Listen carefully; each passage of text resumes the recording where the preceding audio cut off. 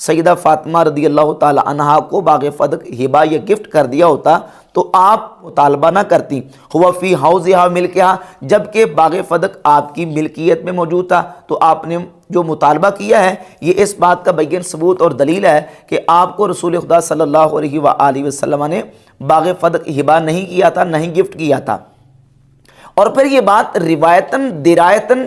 درست نہیں بیٹھتی۔ روایتاً تو اس اعتبار سے کہ ہمارے ہاں بالکل یہ اس کی صراحت علماء نے کر دی ہے کہ یہ روایت بالکل یہ واقعہ گڑا ہوا ہے، من گڑتا ہے۔ اور جہاں تک روایت کے اعتبار سے اہل تشیع کی کتابوں میں یہ روایت آئی ہے تو یہ روایت اتنا تضاد کا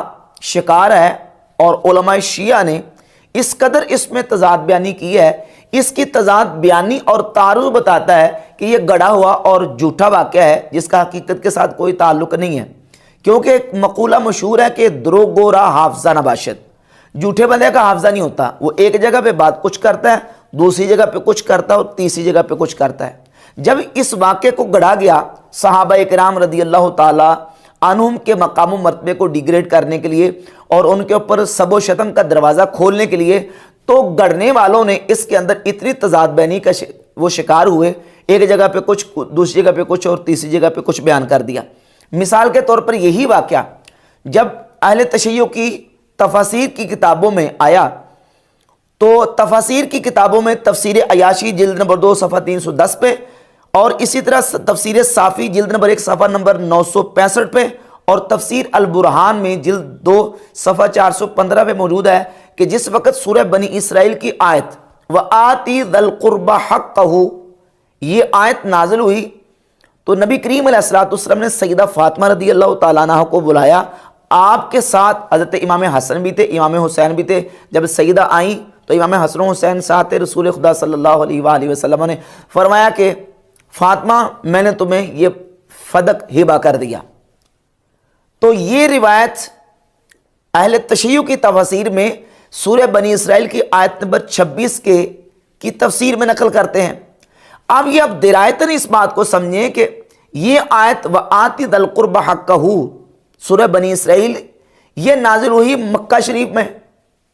اور رسول اللہ صلی اللہ علیہ وسلم کی بارگاہ اقدس میں باغ فدق آیا ہے مدینہ شریف میں۔ امام حسن و حسین کی ولادت پاک مدینہ شریف میں ہوئی۔ جو آیت میں حکم دیا گیا مکہ شریف میں رسول اللہ صلی اللہ علیہ وسلم کے پاس باغ فدق آیا جا کے مدینہ شریف میں آخر جو نا وہ ہجرت کے آخری جو سالوں میں، تو اب اس واقعے کو اور اس باغ فدق کے قضیے کو آپس میں کس طریقے سے ملایا جا سکتا ہے؟ جبکہ ابھی امام حسن اور حسین کی ولادت پاک بھی نہیں ہوئی، اس وقت اللہ رب العزت نے نبی علیہ السلام کو حکم دیا تھا کہ وَآتِ ذَا الْقُرْبَ حَقَّهُ، اور پھر صرف قریبیوں کو نہیں بلکہ مسکینوں کو ان کا حق دیجئے، اور وہ حکم اللہ تعالیٰ نے نبی علیہ السلام پہ مکہ شریف میں نازل کیا، اور یہ باغ فدق قضیہ ہے مدینہ شریف میں۔ اب دوسرا دعویٰ ان کا یہ ہے کہ سیدہ رضی اللہ تعالیٰ عنہ نبی کریم صلی اللہ علیہ وآلہ وسلم کی بارگاہ اقدس میں آئیں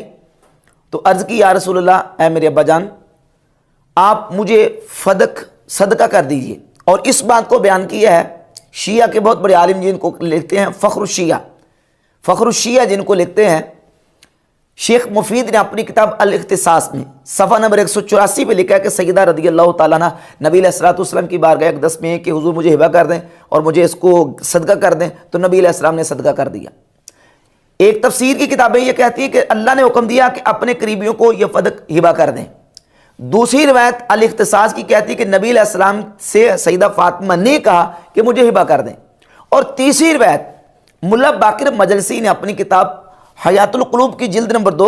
صفحہ نمبر 666 پہ یہ لکھا کہ جس وقت یہ آیت آتِ ذَا الْقُرْبَ حَقَّهُ نازل ہوئی تو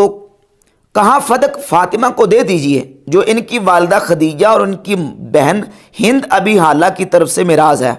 جب حضرت صلی اللہ علیہ وسلم مدینہ واپس تشریف لائے جناب فاطمہ کو طلب فرمایا اور فدق ان کے حوالے فرما دیا۔ اب یہ تیسری روایت یہ کہہ رہی ہے کہ یہ جو فدق ہے یہ سیدہ خدیجہ رضی اللہ تعالیٰ عنہ کی میراث تھی جو رسول خدا صلی اللہ علیہ وآلہ وسلم نے سیدہ فاطمہ رضی اللہ تعالیٰ عنہ کو دی۔ اس انداز سے مختلف مقامات میں مختلف روایات اور اتنی تضاد کا یہ روایات شکار ہیں کہ کسی طریقے سے ان کا سچا ہونا ثابت نہیں ہوتا۔ اس کے علاوہ اسی سلسلے میں فدق ہی کے حوالے سے اگلا سوال پیدا ہوتا